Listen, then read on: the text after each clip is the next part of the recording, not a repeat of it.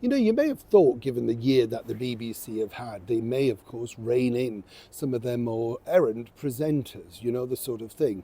Hugh Edwards dominated the headlines simply because of his bad behaviour, which was allegedly allowed to go on for many years, even though people inside the corporation knew far more than they first let on. Oh, and by the way, the £200,000 that you siphoned off, that the BBC willingly gave him of your money, is never coming back. Oh no, they've even admitted themselves they've got no chance unless even they got legal, but they wouldn't necessarily win the case because they willingly gave him the cash. Right, Tim Davie? Well, here's where it gets even more interesting because you see, as everybody was fighting tooth and nail to get the, well, top spot of being the anchor of news at 10, it went to this man. That's right, Clive Myrie. Now, Clive Myrie picks up over around about £300,000 a year to read bulletins on BBC News. Equally, he picks up allegedly around about £300,000 a year to be the quizmaster on Mastermind.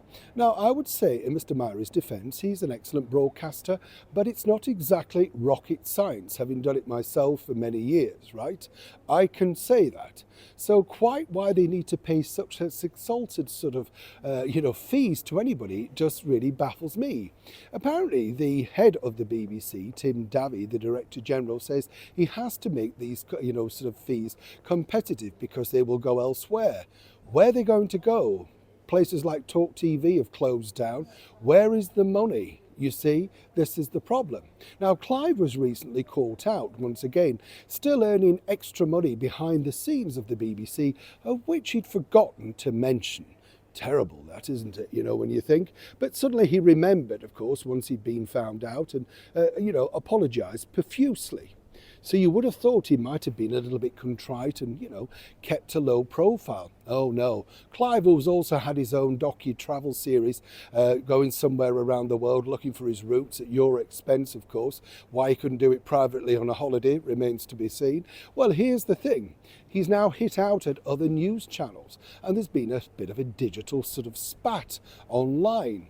Now, you would have thought the BBC may have learned the lesson, of course, of their sports presenter, once a week Gary Lineker for Match of the Day, to try and curtail that. No, sadly, they haven't. And so far, Clive's not been asked to take this down.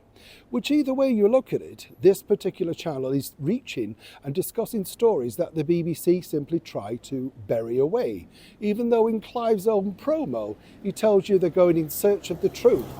Well, they went in search of the truth, right, Clive? And they found that you'd forgotten to declare some outside activities for thousands of pounds.